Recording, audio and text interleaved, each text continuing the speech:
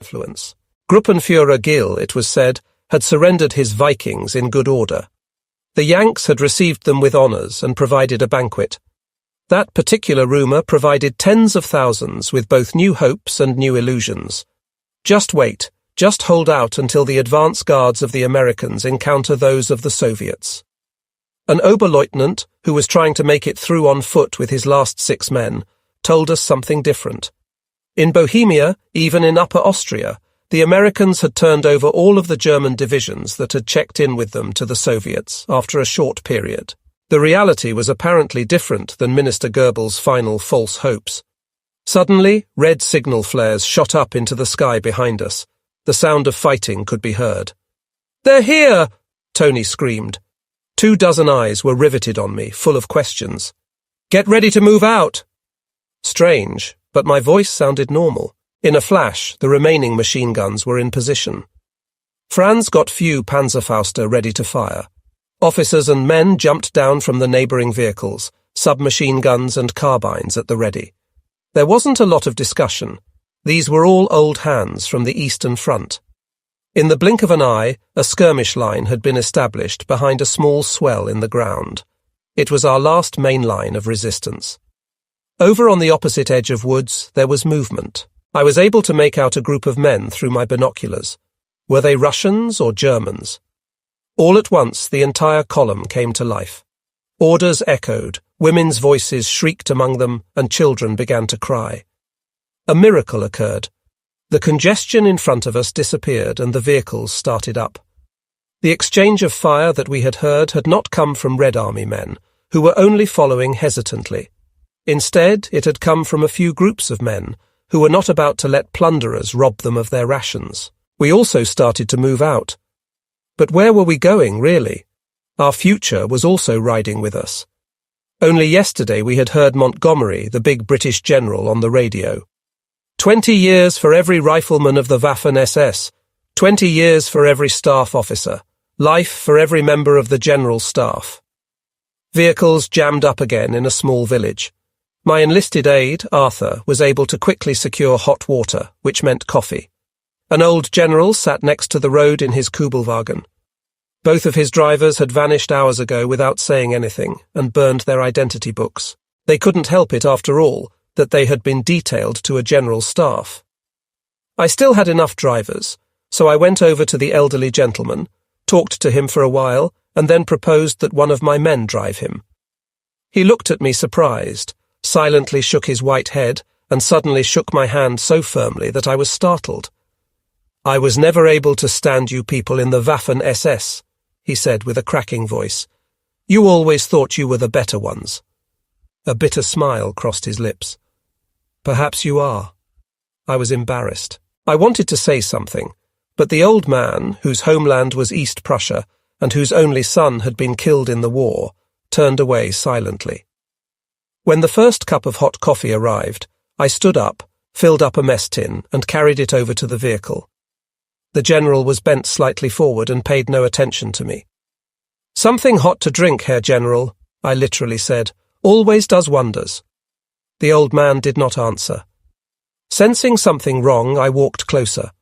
I then saw that he had shot himself, right in the temple, right in the middle of the entire gigantic column with tens of thousands of people, and not a single one had noticed it or cared. We quickly dug a grave with our entrenching tools next to the road. During the 4 years in Russia, we had become practiced at it. The old man laid in the shelter half and looked like he was peacefully sleeping. The Kubelwagen was quickly driven into the roadside ditch. When I turned around, I saw how a group of children in tattered clothes were already plundering the suitcase of the dead man and the vehicle. One of my men raised his pistol, ashen white. I pushed his hand away. It made no difference, after all. We moved out. After we had travelled a bit, it occurred to me that I had failed to secure the paybook of the general. But who was I supposed to give it to, anyway? We were stopped in Wagrain. Apparently the Americans had forbidden any further movement west. We stood next to a larger building, which was obviously occupied by poor people. I sent out 2 men. Perhaps it was possible to find quarters somewhere in the locality. They returned, filled with bitterness and anger. They don't have any room for us. Arthur said. Franz said in a monotone, "The fat bastards don't want to be reminded of the war by our uniforms. For them, peace has already broken out." Tony, the man from Buchenland, laughed a bitter laugh. "That's the way it is. We're superfluous." It started to turn dusk, and it soon started to rain softly. An old woman, who had fled Vienna with her family, hesitated as she passed our column and approached me. She had recognized me. She pulled out a bottle of Enzian schnapps from one of her pockets. It was the last thing she had, and she wanted to give it to me. I had to turn her down. "What's going to happen to our old Vienna?" she asked hesitantly. "Our street was on fire when we left the city." For the first time, my voice failed me. I was unable to answer her. We were finally allowed to continue moving. We still did not see any American armored vehicles. A jeep with a gigantic stars and amp stripes, driven by a coal-black Negro, was the first we saw of the armed forces of the USA. On it were two cameramen in uniform, who seemed not to get tired filming us. There was still discipline and order at St. Johann. General Pork had set up a capitulation detail there. It was said that whoever joined the group would be among the first to be discharged. I reported in immediately, of course, and, in actual fact, a general inspected us a short while later. Although he wore the red stripes on his trousers and the shoulder boards of a German general, he had no war decorations. He had us form a semicircle around him and informed us what the general rules of behaviour were. Of course, we asked a lot of questions, which the good man could not answer. In the end, I wanted to know when the trains in the Ostmark would start operating again. The general looked me over critically from head to toe. "That's Austria, mister," he informed me smugly, "and not Ostmark." But he still could not tell me when the trains would be running again. The men around me were boiling mad. Franz, who was standing right behind me, said quietly, "Should I shoot him?" "Man." I waved him aside. I was too tired to dress down. The general told us then that we would be taken to Bad Aibling by rail. The discharges would take place there. Then he quickly disappeared. But we then waited for days on end. A kilometre away from us, Obersturmführer Valentin Schuster, who had written exciting newspaper articles and reports under the pseudonym of Mungo, shot himself. His adventurous life did not want to hang around to enjoy the defeat. Soviet prisoners from a nearby camp and concentration camp inmates with their stripped uniforms crisscrossed the countryside. Woe be on to the lonely farmer's house where such a group showed up. Again and again the farmers asked us for help, and even though we were forbidden to move outside of the open-air camp with arms, we did what we could. One afternoon, I was sitting around at a nearby farmer's house and saw Americans for the first time up close. Up to that point, I had only seen them from a distance. Two very tall and exceptionally good-looking sergeants entered the farmer's courtyard in a jeep and, gesticulating energetically, asked for eggs. The farmer's wife fed them a dozen with shaking hands, and they tossed her a pack of cigarettes. Just as they were about to drive off, they caught sight of me. They approached me. One of them stood in front of me and grabbed my Iron Cross first class. "Invasion?" he asked, as if to set me up. I shook my head. In a playful move, he removed the Iron Cross from me. I was incensed. I still had my pistol and pistol belt on me. The second one looked at me attentively, suddenly took the Iron Cross out of the hands of his comrade and handed it back to me. He said something to his compatriot, which I did not understand, who shrugged his shoulders in an embarrassed manner. They then jumped back into their jeep and raced away. We entrained the next day. We were transported as far as Feldkirch, near Bad Aibling. We were then sorted into groups after spending a few days in an open-air camp. The politically suspect, members of the intelligence, general staff officers, and of course the entire Waffen-SS. Transportation was then arranged. The 41 officers of our group were squeezed aboard 2 small trucks. All of a sudden there were American Guard forces present, who escorted us with submachine guns and carbines. The day was beautiful and the sun was shining brilliantly. People were working everywhere in the fields. It was a peaceful scene we had almost forgotten.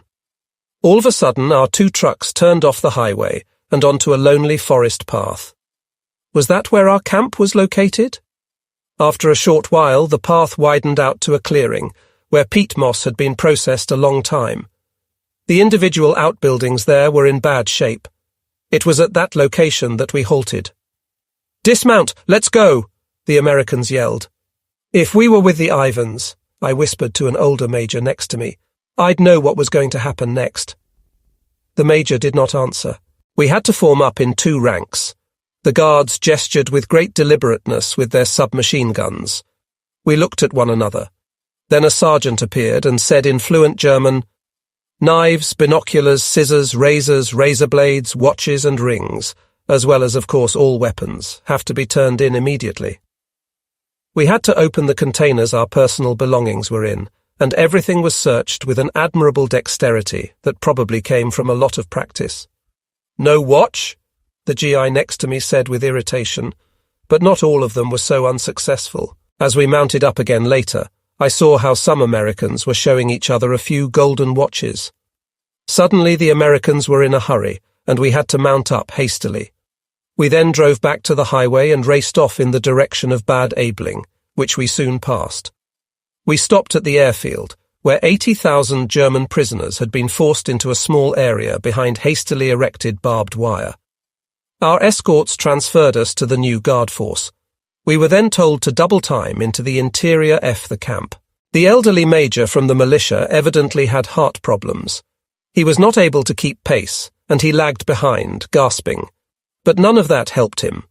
As quick as lighting, a GI turned around and hit him in the head with a fence picket, which he had in his hands without saying a word. He collapsed, blood flowing. We were driven forward with submachine guns, which were on prominent display. We were in the middle of the barbed wire. Our situation was more than desperate. We received practically nothing to eat. There was only 1 loaf of bread for every 20 men. At noon, we received 10 tablespoons of soup, and in the afternoon, about 5 grams of sausage. It was a single thin slice. Early in the morning, there was a mug of real coffee. Soon, the desire to eat dominated everything. In addition, it rained mercilessly down upon us. It appeared to never want to stop. Water oozed out of the ground constantly. Despite that, we had to spend our time sitting on the wet soil during the day and lay there at night. Those who no longer had a blanket or a shelter half didn't have a chance. The only thing that was arranged for us was loud music played over the loudspeakers and culture events consisting of some poetry in the morning and again in the evening. Otherwise, we lay on the wet ground, starving and freezing, and tried to come to terms with our fate. The prisoners fell into 3 groups. First, those who forgot everything, their country, their social standing, and even their honour, as a result of the physical deprivations and the hunger inevitable in any captivity. There were plenty of them. Then there were those who held stubbornly to the belief that betrayal and sabotage alone were to blame for the national disaster. Finally, there were the few who sought day and night to get at the underlying causes of the military, and ultimately the moral collapse. I soon found myself with the last group. Strangely enough, the shock of the catastrophe passed more quickly than we had thought possible. We knew that everything had its origin in the mind. We stood or sat round together, or when hunger made us too weak to stand, lay on the ground and talked the hours away. The arguments were fierce and passionate. It was the last grind of the great steamroller that had passed over us, but it was also a new beginning in our hour of greatest moral and physical distress.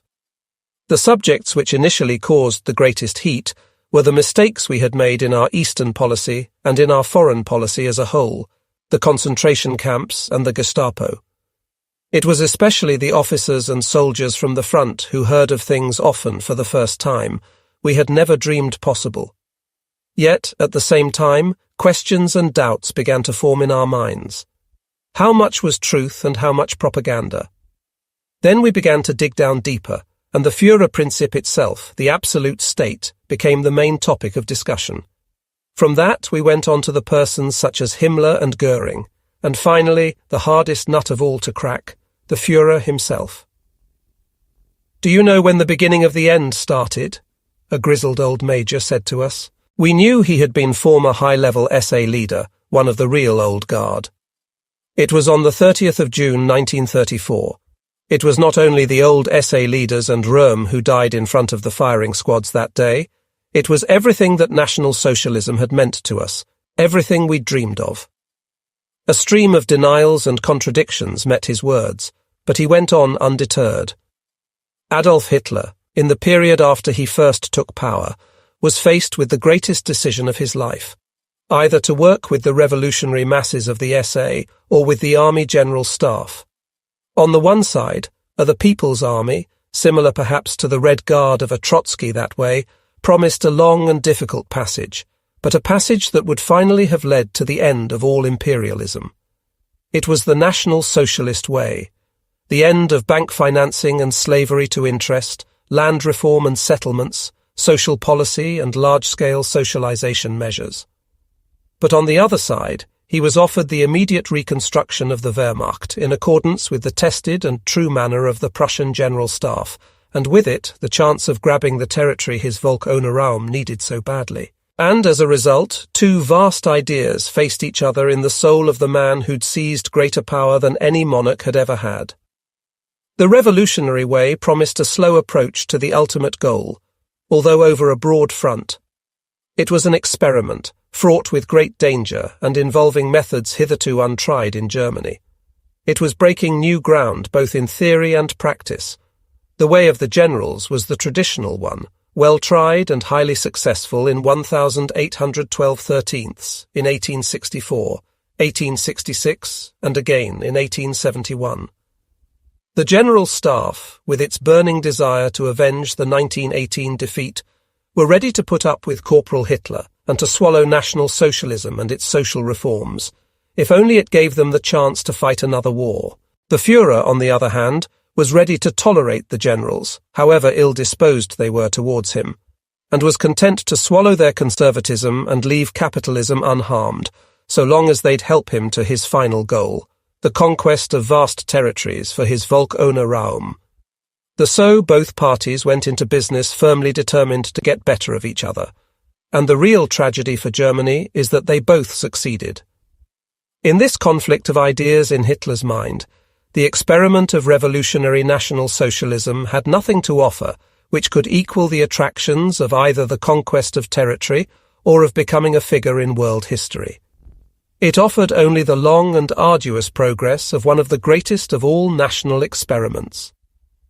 It was as though the devil himself had taken Hitler to the top of High Mountain and shown him the world below. You see that ... It quote s all yours, if only you'll sell me your soul. On the other side, there were the masses whose blood had paved and guarded the road up to the mountain, who had nothing to offer but their faith, their loyalty, and their militant revolutionary pride. It was because of this pride that the pistols and submachine guns had to bark once Hitler had chosen the way of the generals. And in front of those pistols and submachine guns died the elite of the old avant-garde, big men who couldn't be pushed around like the people who climbed on the bandwagon later. The leaders of the organization that could claim all the credit for the victories in the streets and meeting places over communism, the SA. For the sake of appearances, of course, a few shady characters and corrupt people, plus a General Schleicher, together with wife and housemaid, had their brains blown out at the same time. But at that moment, my friends, the idea died. What came afterwards was National Socialism without the socialism. It might have been fascism, perhaps, but it certainly wasn't National Socialism. What came was the beat of the drum and the marching columns, the waving flags and the fanfares. But it no longer had the spirit of men ready to blaze a new trail with all the hardships and conflict it involved. That spirit was gone. A storm of voices broke loose and fierce arguments, both for and against, flew backwards and forwards. It was some time before the heat died down. But you know it must have been like that, a young Waffen-SS officer, recipient of the Knight's Cross, said passionately. There must have been something wrong at the roots, otherwise the moral collapse wouldn't have been so frightful. Look at what happened in other wars we lost, even in 1918, when at least the officers kept face. Look at the generals. Even in this war, 231 of them died in action in this war, as a soldier's code demands. We know that 58 committed suicide. But we also know that 22 were shot for resistance, treason and cowardice in face of the enemy. And we know that Seidlitz, von Daniels, and even, goddamn him, Paulus stuck a knife in our back. God Almighty, I don't know who in God's name I can look to at this moment. Such a thing has never happened before in our lives. Of course, there's always one Judas somewhere, but this is a mass movement. Generals who desert? Don't you see, all of you? There's a world in collapse far more terrible than the ruined cities of the Reich. Don't you see that there's simply no air left for us to breathe? He was silent a moment, then he went on more quietly. My Reichsführer refused a military funeral to one of my closest friends who'd committed suicide because his fiancée had cheated on him.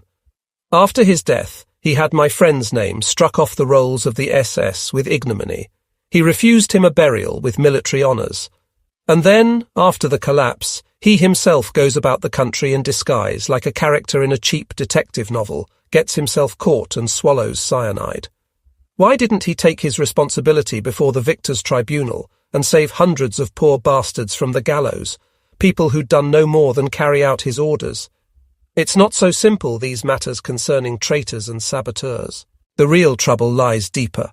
So deep that I, for one, have no more desire to go on living in such a world. But wait a minute, I said. Don't talk such damned nonsense. Don't you see that we've got to carry on for the sake of our children, if for nothing else? We've got to go on so that we can tell the next generation how not to do things. And because we're soldiers, we know that it isn't the flag that matters, but the spirit behind it. Oh God! Another cried. I'm sick of it all, sick and tired, sick of the whole bloody war, of all this blasted National Socialism and all your damned stupid talk. You won't change anything by it. We played and we lost. Let the dead rest in peace, and for Christ's sake, stop fouling your own nest. Excuse me for butting in, the old major answered him, but I just don't think we can afford that sort of bourgeois decency, however honestly it may be meant. It's only by realizing our mistakes that we can preserve future generations from a similar fate.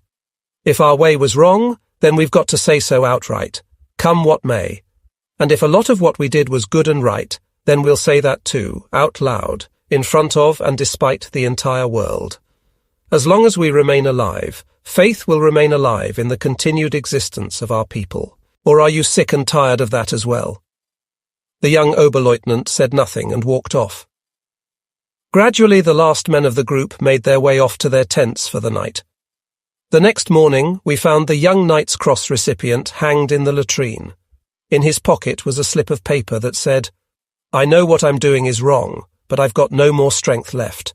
I'm off back to the boys of my old company who were happy to go before me and also set up camp for me. When the Standartenführer woke me up and showed me the piece of paper, I was also overcome by the wild longing for death that I had felt so often since the 8th of May. Nothing throughout the war, not even its end, had oppressed me so heavily as this desire for death. Again and again I had to force myself to call up a picture of the only two human beings who formed my link with life, my mother and my wife. And again, I had to tell myself that somebody had to remain who would one day raise a voice for truth. So the time passed. Soon it was weeks, then months, no end and no hope. 20 years for the Waffen-SS, all officers to be declared war criminals, deportation to the colonies. Nevertheless, the food and the treatment suddenly became much better. For a time we had plenty to eat and good food, chocolate, real coffee, canned goods. Later it deteriorated again, but it remained tolerable. Late autumn came without our noticing it, not a line from home. I had no idea whether my next of kin were still alive or not. I did not even know whether my mother was in the Russian or the British zone. But the ignorance that tortured me also kept me alive. I had to hear what had happened to them. After that, who cared? It would have come as a relief. Small fires flickered in empty American cans in the frozen tents. The interior of our 16-man tent was covered with soot, but it was tolerably warm. 9 years, the Standartenführer said quietly. 9 years I sacrificed to Himmler, 9 wasted years, fool that I am. The recipient of the Golden Party badge clenched his fist. Himmler and Göring, crap, why talk about them? It was that man we gave the power to, that man alone. He was lord over life and death, and by God he made full use of it. We kept faith till the end. Did he do the same? A young Untersturmführer, who had been transplanted straight from school into the inferno of the invasion front, and had twice been severely wounded, looked at me expectantly. I understood, but did not as yet say anything. A white-haired Oberstleutnant spoke up instead. I never belonged to the party, but just because we had the worst of it, that's no reason to blindly repeat what our victors tell us. We've had total war, the Standartenführer scoffed again, and now we've got total defeat. I could no longer keep quiet. What do you mean, total war? To say that we've waged total war is total nonsense. We aren't even capable of it. We started big and finished half-stepping. It takes the Russians to wage total war, but from what I've heard here, I have no doubt that our defeat has been total. Are you going to defend that man after all the misery that's befallen our people? A police lieutenant asked me sharply. Did see the children dying on the treks from East Prussia? Did the slaughter of our women and old men in East and West Prussia, in Yugoslavia, Hungary, and worst of all, in the Sudetenland, where the Czechs covered themselves with everlasting disgrace? Those Czechs, he groaned. We said nothing. We knew that his wife and 3 small children had been clubbed to death in Prague. The Sudeten Germans fought at the front, and they've paid their account in full in their own blood. But the Czechs? They stayed at home all through the war and had all the work and bread they wanted. Not a hair on their heads was mussed up, except where they sabotaged or assassinated, and there was precious little of that. The Czechs of all people, that tall, blonde people, the most intelligent of all the Slavs. I can understand the Ukrainians or the Serbs having an account to settle, but the Czechs? I'm not trying to defend anyone, I began quietly. I've already said some time ago that Hitler was the voice and herald of the Germany we all dreamed of. We can leave history to judge his acts one way or the other, but we're among ourselves here now, far away from the emigrants who've come back in American uniforms to take their revenge on us, a long way from the self-styled resistors. Those people, per of whom waited until the Allied troops were approaching, before they discovered their anti-Nazi feelings, and then quickly used them to cover up the lucrative business deals they had done with Hitler's Germany. No, we're alone here, amongst ourselves, in all our wretchedness. We don't need to justify ourselves before anybody. Well then, what about asking ourselves whether we ourselves are not to blame for the disaster that has befallen us and the whole world? The Standartenführer exploded. Us? They all started shouting at once. Where the hell have you been all these years? If you'd as much as hinted at anything like Tat before, you'd have been put up against the wall. A man, no matter how clever or ambitious may be, is only that which his people entrust in him, I continued, unperturbed. Did any of us say no, even inwardly, when our troops marched into Czechoslovakia after Munich? That, my friends, was the moment when we left the road of true National Socialism, and it was for the world to see. That was the moment when, as a people, we broke the word that Hitler had given on behalf of all of us. One Reich of the German people. The Czechs are not and never have been Germans. We raised our hand against another people with no motive other than sheer imperialism. True, this particular people happened to be the most conveniently situated for our economic and geographical aims, but they weren't German. At that moment, the last spark of our socialist ideals was quenched beneath the beating drums of our invading armies. At that moment, we became imperialists before our own consciences and before the whole world. Did we say no that day, even inside ourselves? We did not one of us. And anybody who he did is only lying to save his skin. We were drunk with the dream of power, the world, the whole world. We thought it was something new, but it was as old as the world itself. Thy neighbour's goods, thy neighbour's wife. Look back in history and you'll see that it's a road that all great peoples have taken before us. The Romans, the Greeks, the Asiatics under Genghis Khan, the French, the British. And now it's the Russians' turn. It seizes a people like a great delirium, the delirium of power. All very fine and good, one of the highly decorated ones interjected angrily. But my wife's got 3 children to feed, and I don't know what they're living on or whether they've got a roof over their heads. Just a minute, The young Untersturmführer answered him. You think of that now, but didn't you once preach to us that everything had to be subordinated to the great cause? He turned to me. Our desires, our will, even life and death? I think you're right, only too right. But does it follow that we soldiers who've had to pay the bill for this with our blood, and now apparently with our lives, have suddenly all become criminals and gangsters? That's what the clever ones, those who were quicker on their feet than we were, and the emigrants are saying. Didn't we simply fight, attack, defend, and even die if we had to, the same as all soldiers anywhere on this earth? Is it true that we've slaughtered children, raped women, and massacred the defenseless? Are we to live the rest of our lives in the odium of disgrace, just because we believed, just because we fought bravely and because, damn it all, we were in a delirium? I want to ask you a few questions, I began again. A few questions that have been plaguing me ever since we've been here, deeply humiliated. If you can find the answers, then I'm wrong, and will say no more. Never in my life did I have a chance of talking to Hitler, and even if I had, it wouldn't have meant anything. I was the little guy, he the Führer. The master, as one of you so rightly put it, over life and death.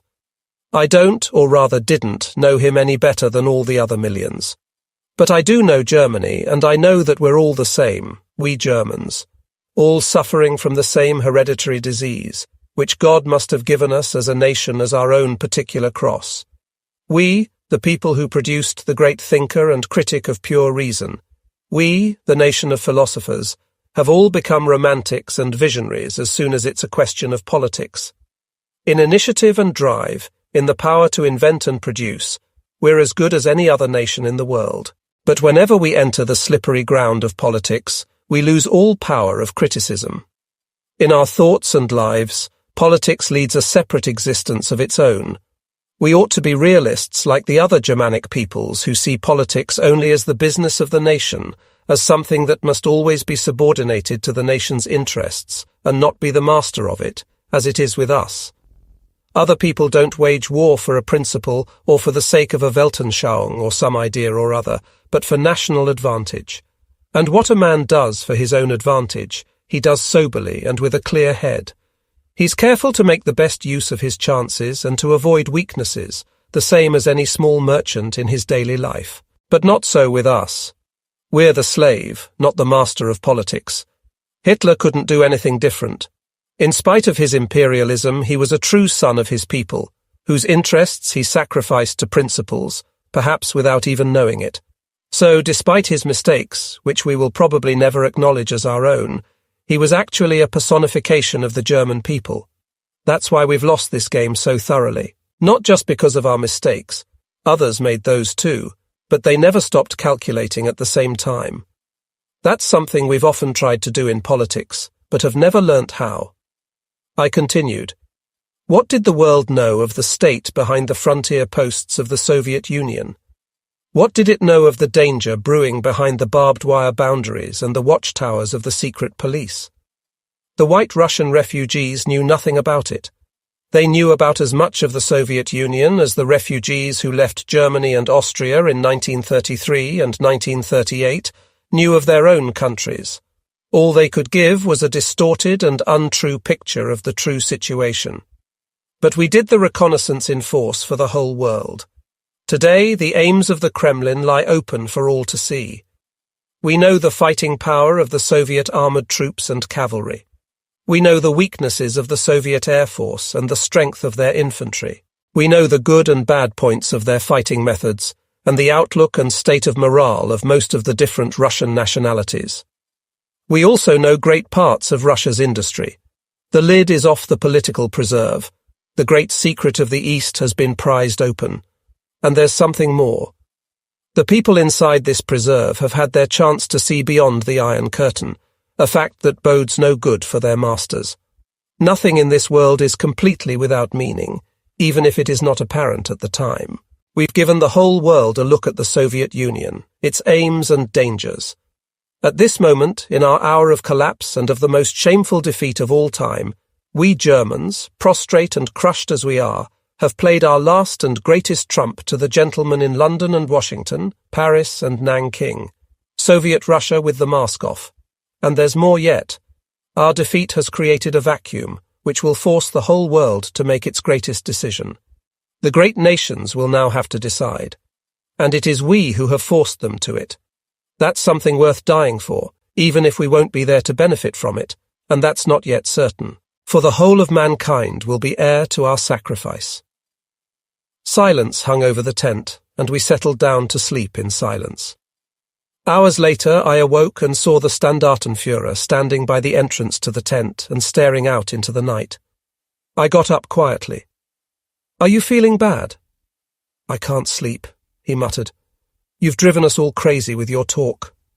He turned, and I saw in the flickering glow of the fire that his face was wet with tears. A short while later, we were split up and sent off to different camps. The wanderings of our barbed wire Golgotha began. All this time I had had no word from either my mother or my wife, and the uncertainty about their fate was a worse torture than all the imprisonment. When at last I received my first mail in January 1946, it was a deliverance. At about that time, the first stories began to reach us from comrades who had been prisoners in Russian hands. In accordance with the American automatic detention policy, every soldier or officer who returned from a Soviet prison camp, after he had escaped or been released for severe illness, was rearrested and put into our camp. The stories of these men took us back once again to the vastness of the East and the murderous war of the steppes. Men who had been through the Foksani starvation camp told their stories. My friend Karl told us with horror in his eyes of the mass dying of our men. Of the original 9,000, about 6,000 had died in 9 moths. The picture we formed from these reports was far more horrible in its reality than our worst fears. Many mistakes were committed in the East on the German side, mistakes that burn in our hearts and are indelibly written in the annals of history. But these mistakes have long been paid for and overshadowed by the torture and death of millions of defenseless German men, women and children in any territory that has come under the rule of the Red Star. All other reports, however, were put in the shade by the story told by a major who had managed to make his way back to Germany after a hazardous and adventurous flight right across Russia and Hungary, and who then found himself, via automatic detention, inside the barbed wire cages of the West. He had been through the Stalingrad Holocaust as commander of a line anti-tank battalion, and he'd been taken prisoner at the same time as Paulus. He had lived through every phase of the drama, and his account was sober and matter-of-fact, containing neither false pathos nor heroics. He called it the Reckoning of Stalingrad, and a heavy reckoning it was. 35000 men had taken part in the defence of Stalingrad. 40,000 of them had been flown out as wounded. 9,000 men, among them 2,000 officers and civilian officials, had fallen into Russian hands as prisoners. Thus, 105,000 officers and men had remained among the ruins of Stalingrad. The tens of thousands of wounded whom the Russians found there were quickly dealt with. Explosive charges were simply tossed into the hospital shelters. On the 3rd of February 1943, the Russians dynamited the entrances of the enormous Timoshenko bunker, thus burying alive the thousands of German wounded lying inside. So died the wounded at Stalingrad. And what of the living? Of the 9,000 prisoners, between 4,000 and 5,000 died of starvation within the first 6 weeks in the Beketovka prison camp on the Volga, some 60 miles south of Stalingrad. Rations initially consisted of a little millet or fishwater soup and a small piece of bread twice a week. The 2,000 officer and civilian officials taken prisoner were shortly afterwards moved to the officers' camp at Krasnoarmeysk on the Volga. Having been stripped of everything, not only the usual watches and rings, but also boots, sweaters and even pencils, many of them had to march through the bitter cold in their socks, which were soon reduced to rags. Any man who refused to give up his personal belongings was shot out of hand. As was to be expected in those conditions, illness and disease began to appear after a week, mainly dysentery, typhus and typhoid. The prisoners were completely helpless in the face of these epidemics, having been left without medical aid of any kind. The 200 battalion physicians among them had had all medicines and medical instruments taken from them. Even the field dressings had been cut out of the men's tunics. A little more than a month later, 1,300 officers were transferred to Jelabuga on the Kama River, between Kazan and Ufa. The other 700 were already dead. The transport was carried out in cattle cars, many of them badly damaged, with icy winds blowing in unchecked through every cranny. The trucks were rated for 8 horses or 40 men, but 70 men were crammed into each of them. They were forced to lie on top of each other to get in at all. The men at the bottom were often in danger of asphyxiation. A crack in the wall served for the needs of nature, and conditions in the trucks were indescribable, particularly where there was dysentery. Daily rations during the journey, which lasted 2 weeks, consisted of a bucket of watery soup among the 70 men plus 2.5 ounces of bread per man, or 1 salted herring for 16 men. From the bucket of soup, each man received about 1 or 2 tablespoonfuls. The bodies of those who died on the journey, between 15% and 20% in each rail car, had to stay with the living. Apparently the commander's orders were to hand over the exact head count, dead or alive, so the living slept on the corpses of their dead comrades. Sometimes they put the bodies, frozen stiff with the cold, up against the worst holes in the truck walls, so as to provide themselves with some protection from the wind. The officers were unloaded in Kisna, and a 4 days' march began. 300 were unable to make the effort and remained lying by the roadside. Many of them died from exhaustion, and the others were simply shot. Any man who still possessed a greatcoat or had been able to salvage or conceal his haversack of underclothes had it taken off him by the civil population, stirred up by the local communists. Anyone who resisted was beaten to death with wooden clubs or stones, without the guards lifting a hand to intervene. Apparently, the number of heads no longer mattered now that the train trip was over. In the new camp at Jelabuga, where the prisoners were accommodated in a former Greek Orthodox monastery that the Bolsheviks had converted into a prison, there were again no blankets, no clothing, and no medical assistance. Soon the camp was one vast epidemic colony, but without drugs or medical care. Within a few weeks, another 600 had died. More and more batches of officer prisoners kept arriving from the various fronts, keeping the total population of the camp around 1,000 men. The others simply died off. The weight loss among the camp inmates was appalling. None of them, not even the tallest and strongest, weighed more than 50 kilograms. Most only 42 to 45 things improved in the summer of 1943. The result, rumor had it, of intervention by the American military mission in Moscow. Meals became regular and rose to 1,700 calories a day.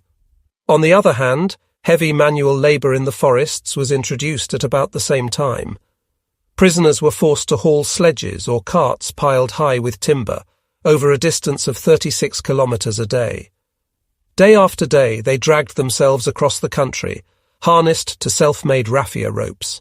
They were nicknamed by the local Russian civilians as Little Stalin ponies. Any man who collapsed was allowed to rest on his wooden bunk for a few days, without medical aid or supplementary rations. But even that came as a welcome relief to those tortured men. When, on one occasion, the prisoners refused to work in the pouring rain without coats or capes, the guards tied ropes round their necks and dragged them off to work.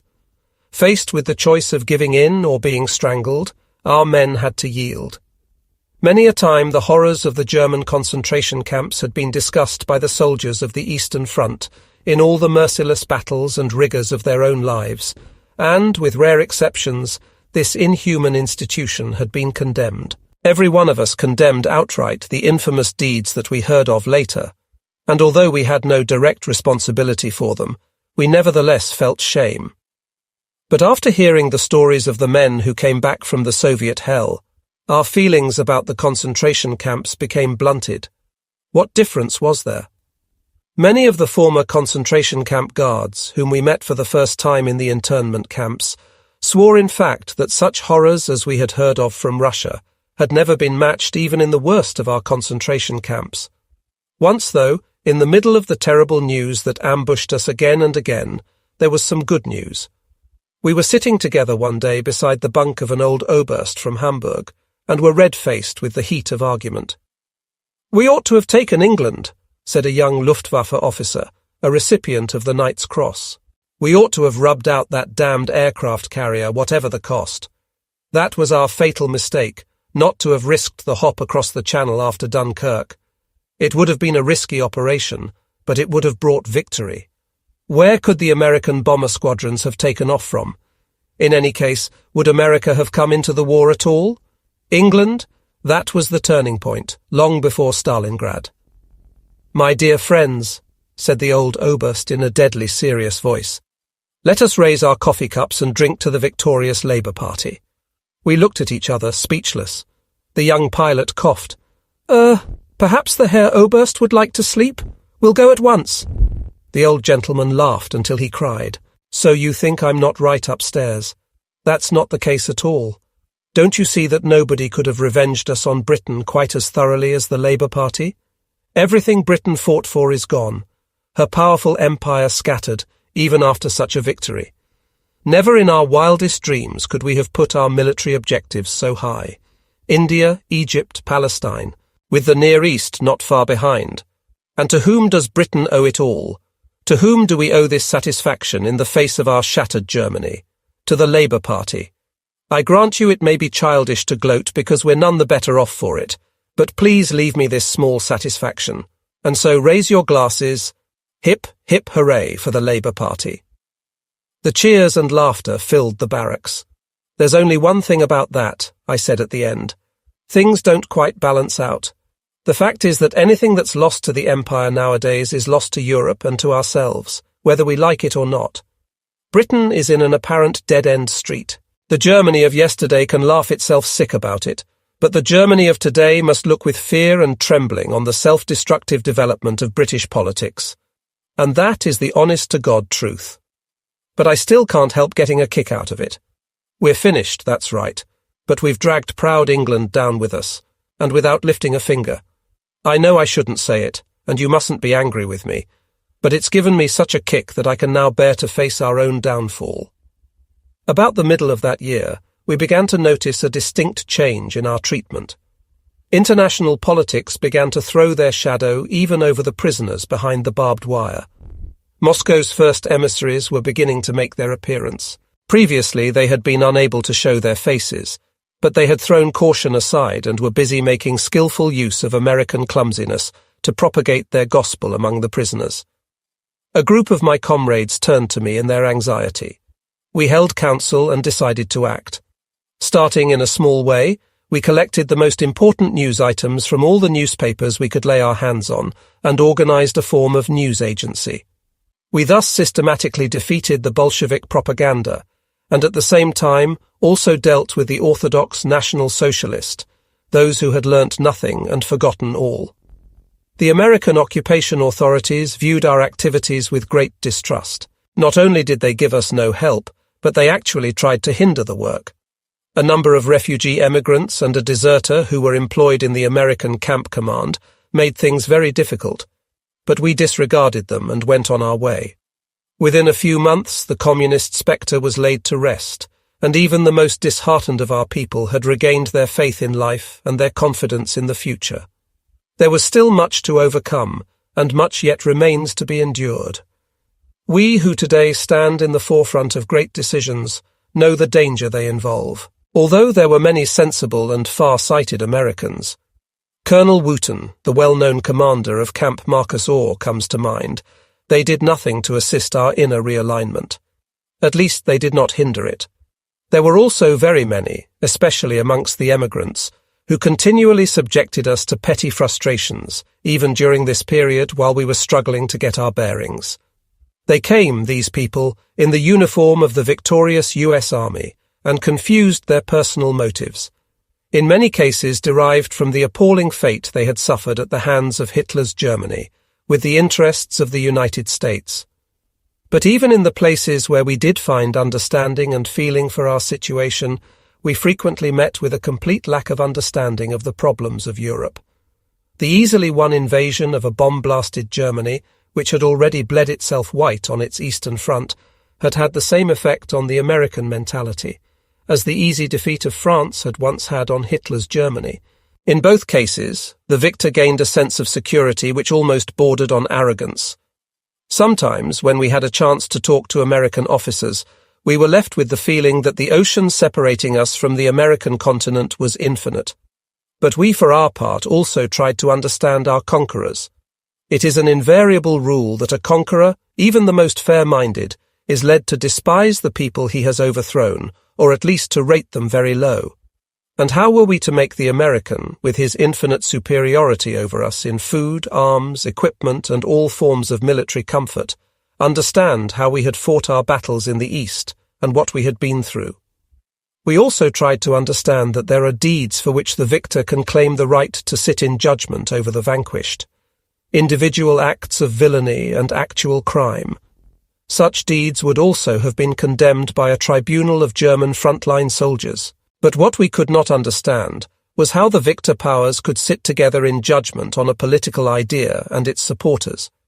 It was this that gave the Allied occupation its colonial character. Furthermore, we completely failed to understand how the victors could judge and punish soldiers, officers and generals who had done nothing but their duty, who had done what is upheld to the soldier in every language as his highest virtue, the execution of his duty in accordance with his oath of allegiance. We had to suffer being labelled members of a criminal organisation, even though in fact we were nothing other than soldiers of an army, which, as will be admitted, was not among the worst in the world. Most of us were not even members of the Nazi Party. Many had voluntarily joined the Waffen-SS, in the same way that in the United States the best and sharpest of the American troops went to the crack Marines, some of them even being recruited for the Marines. We had no part in the concentration camps, in the bloodbaths and the war crimes, which would have been viewed by us with equal horror had we known of them. Our officers were among the most courageous of the German field armies. Our generals Yiel, Hauser and Steiner among the most competent. Our men were no less loyal and gallant than the British, Americans, French or Russians. The judgment of the victors did not touch us. Whether in the prison camps of the West or the East, we remained what we were, soldiers. We laughed outright when we heard of Soviet judges and prosecutors declaring invalid the requirement for German soldiers to obey orders. From talking to many thousands of Red Army officers and men, we had learned in Russia that there is no army in the world where failure to obey an order is punished as mercilessly as in the Red Army. Above all, we knew the Red Army regulations, written down in black and white, signed personally by Generalissimo Stalin and countersigned by Marshal Bulganin. Among other things, these stated literally, "To the subordinate, the order of his commander is the law. All orders are to be carried out unconditionally, exactly and punctually." We were only sorry that those Soviet judges could not have been asked to say what would have happened to any Red Army man or officer who had refused to carry out an order because he thought it wrong or incompatible with his personal conscience. No, the accusations and verdicts of those judges did not touch, but one thing did, that American judges should have given these verdicts without any protest from American officers or soldiers. When in fact, despite the bomb-shattered, war-torn Germany, despite the lost war lost not through Stalin's divisions, but solely and exclusively through the shattering hammer blows of the US Air Force, there lived deep down in every German's soul one great hope, the United States of America. Then came collective guilt for the millions. Then came hunger and distress. But these too we overcame, and we tried to understand, even though by that time all understanding was practically gone. We made great efforts, slowly but surely, to map out new roads. We found them. Not with a lot of fanfare, but a quiet search into the inner self. We found that a man has his foe chosen for him, the enemy suddenly there, face to face, as if ordained by nature. There is no discussion with him, no negotiating. The most one can do is to submit, for better or for worse. But friends must be found. They must be weighed in the balance and put to the test, and then the advantages and disadvantages soberly weighed against each other. Bolshevism is our natural enemy, preordained on a national level, from the standpoint of the classes and culture, and there is nothing to be done about it. The truth of this has been proved beyond all doubt by the fate of the Baltic Germans, the ethnic Germans in Yugoslavia, Hungary and the Ukraine, the Sudeten Germans and the Germans from the Volga, and not least by that of the Germans in the eastern half of Germany itself. At the end of every compromise with Bolshevism, whether garbed as a Leninist world revolution or wearing the uniform of a Stalinist world imperialist, is the shot in the back of the head or the gulag in Siberia. Bolshevism must level down, that is its nature. It must create a laboratory of the people whom it controls, within which it can conduct its experiments freely, without fear of criticism or opposition. No amount of shutting our eyes will change this fact, nor desperate wishful thinking that we alone will escape. Even if there weren't the examples of Yugoslavia, Bulgaria, Romania, Hungary and Czechoslovakia, the cup does not pass by. It must be drained and its effects overcome. As long as we can find the inner strength for this, then nothing yet lost, and the millions of our war dead in the East will not have died in vain. They can rest in their destroyed and desecrated burial. We Germans have done our share of atonement for the mistakes of yesterday. Spots. We knew that. It was just that the Americans seemed to have heard none of it. That the Americans in 1945 transferred hundreds of thousands of German soldiers who had already crossed the demarcation line back to the Red Army cries out to heaven. That they delivered Slovakians, Croatians, Hungarians, Estonians, Latvians and Romanians to the Bolsheviks cries out to heaven. That the British forcibly turned over Cossacks, who had fought with the German army for freedom and against communism, to the Soviet executioners in the Canton region of Austria cries out to heaven. That the British handed over Croatians and ethnic Germans to the Tito murderers cries out to heaven. The fact that they transferred German and East European anti-communists over to the Bolsheviks, even within the shadows of rising conflicts with the Bolsheviks, was infuriating. The gallows on which those people died represented the only bond that had remained between East and West. Only in eliminating European anti-communists were East and West still of one accord. Otherwise, they were facing each other in increasing animosity. Once again, good comrades Sudeten Germans and Croatians were being delivered up. Upset German translators told us that on the 19th of March 1947, in the internment camp at Glasenbach, where I had been transferred after being in the hunger camp at Bad Aibling and the internment camp at the light infantry garrison in Garmisch. All of us knew that anyone on that list was condemned to death. Depressed, we sat together during our meagre evening meal in our barracks. No one had any desire to speak, but no one wanted to be alone either. Suddenly someone threw open a door. "Revolt! They're revolting! What are you waiting for?" His eyes were on fire. We didn't recognize the man anymore, he had changed so much. I quietly continued to spoon down my beans. "You shouldn't go walking by yourself so much," Karl said. He had been a flak platoon leader in the Viking division. "I'm not crazy!" he cried out and threw a window open. From a distance there was a loud roar. It grew in intensity like a hurricane. In a flash we jumped up and ran outside. There was a wild movement in all of the alleyways and roads of the camp. The interned soldiers stormed out of the barracks. Only the most careful of those among us remained demonstrably on their beds. In the motor pool, the men who knew they were going to be turned over to the Soviets had conferred among themselves and decided to go down fighting rather than continue to be treated like cattle headed to slaughter any longer. It was mostly Sudeten Germans and Croatians that were supposed to be delivered to their executioners. A young Untersturmführer from the Sudetenland, Willi, had assumed command.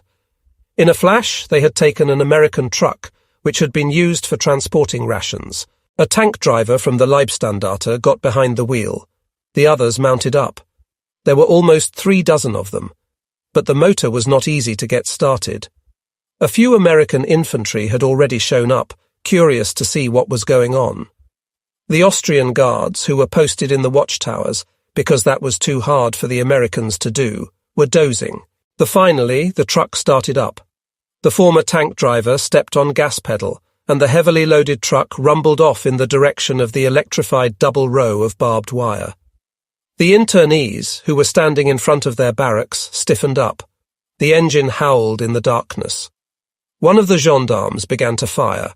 Rounds hit the radiator, and ricochets whistled through the air. At the barbed wire, there was an ear-deafening detonation and a flash of lightning, but the vehicle then began to move out slowly into the open. Keeping his wits about him, the driver did not aim for the street, where he would have received all of the fire on his flank. Instead, he raced across the 100 meters or so to the edge of the woods. In a flash, the men dismounted. 2 wounded me, one of them quite badly wounded with a round in the upper thigh, were dragged along. 1 dead man remained behind. At that point, the majority of those present had not stirred and had only breathlessly watched what was happening. The dead man and the blood freed us from our inactivity. A chorus of angry cries arose. A hail of stones thundered against the wooden watchtowers. The guards disappeared as quickly as possible. The firing died out because the guards were lying flat on the floors of the guard positions. The vehicle was able to get through, however, and along with it, its occupants. Only a few were caught in the further course of events. And the camp awoke. Around 10,000 internees stormed out of their barracks. 2 years of imprisonment without proper interrogation. 2 years of being imprisoned without an investigation or a proper court judgment. Above all, 2 years without any prospect of an end to this automatic arrest. All of that came to a head. In a flash, the fences of the camp were torn down, the guard shacks turned over and destroyed. Groups formed that marched through the camp singing. Others sank into the arms of other comrades, crying and celebrating their newfound brotherhood. Nobody thought of everyone marching out of the camp as a single group, although no one would have been in a position to prevent us from doing so. In order to capture those masses of individuals, divisions would have been required to get them all. For the Americans, the breakout and the rebellion came as a complete surprise. In the camp administrative building was only a young officer who desperately called anyone and everyone. Most of the officers of the American units were at the press ball in Salzburg.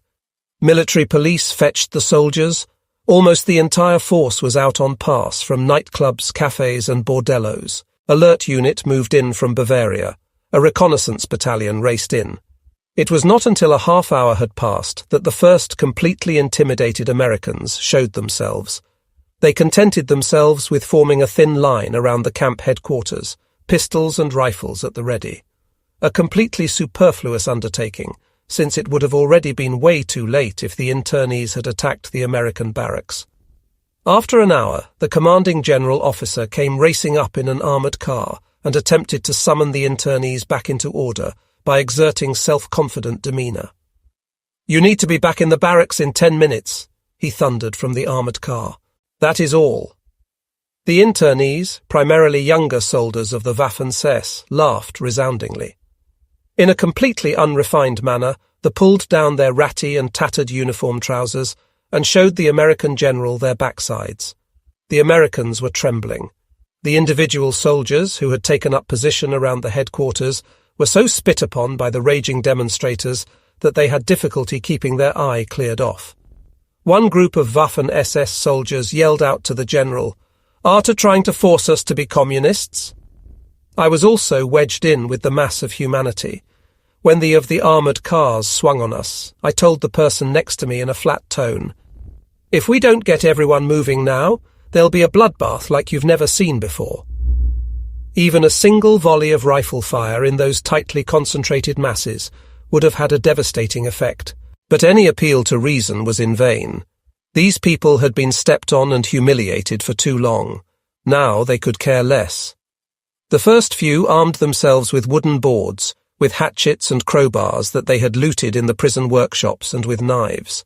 But the Americans did not shoot. They behaved in exactly the opposite fashion that we had expected.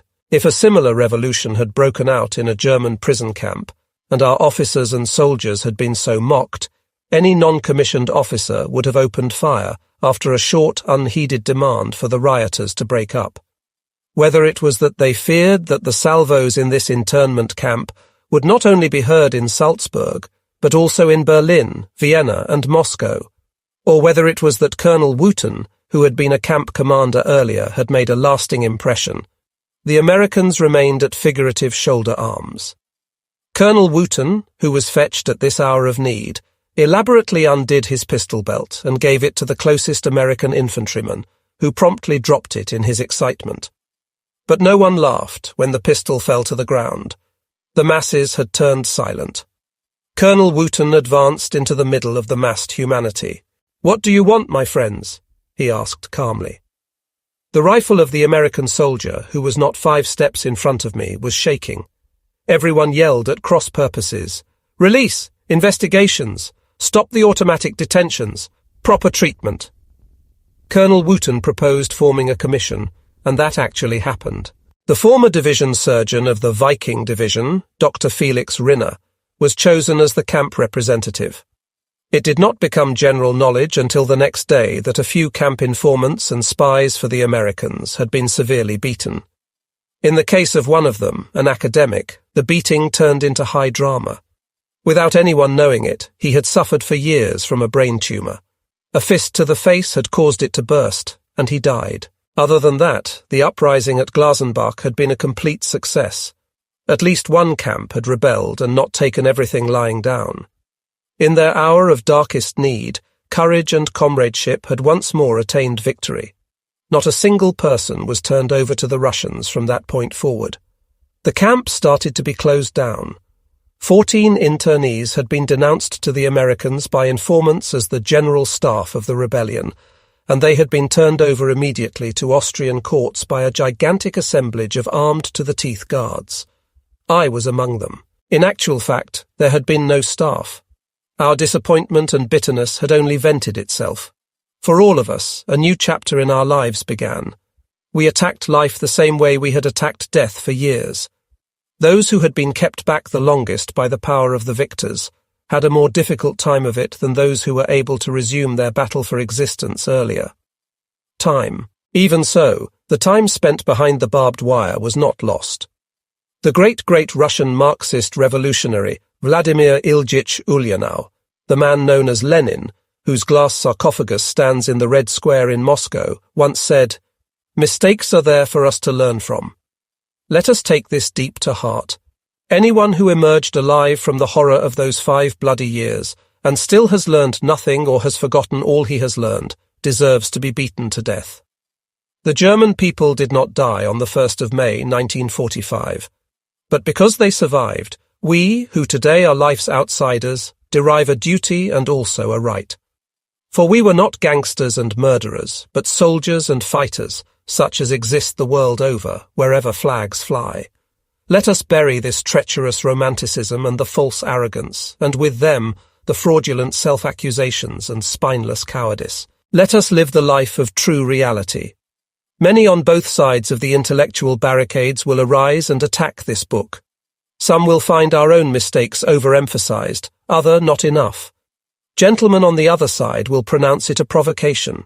Nevertheless, it has been written with one object only: the truth by one who lived through the fiercest of fighting, both of arms and of the heart. Whatever may be said for or against it, one thing is certain. That is the way it was. If the dead could rise, the men who lie on the Northern Highway, at Rostov, on the Mius, by the tank trench at Malgobek, at Kharkov, along the Narva, on the Volchau, at Stalingrad, at Lemberg, at Budapest and Stuhlweissenburg, even to those last ones in the Vienna woods, they would all bear witness to my story. The German poet Hans von Schwarz, in one of his plays, said, "Nothing is more revolutionary than duty." Let us live up to this. There is nothing greater that life has to say to us. And our duty is to the shattered fatherland, whether Germany or Austria, and to the reeling and bleeding German people. The great delirium is over for good. From now on, a hard and rational sobriety must be our watchword.